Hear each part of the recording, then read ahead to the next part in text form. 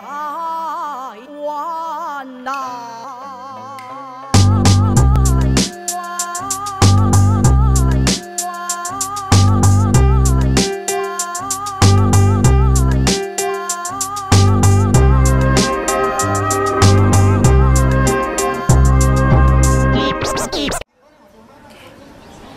来，大家好，我是阿雄，这是我某。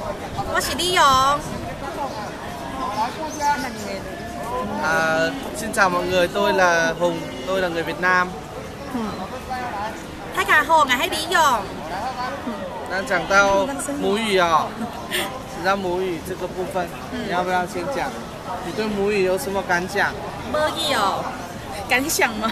我感觉母语是最重要的，是咱文化上重要的资产，嘛是咱父母会当互囡仔最重要的财产，所以后盖一定咱爱和爸比讲母语。当然。 爸比哥迪家。那你在家里有没有讲母语？当然有。你的母语是？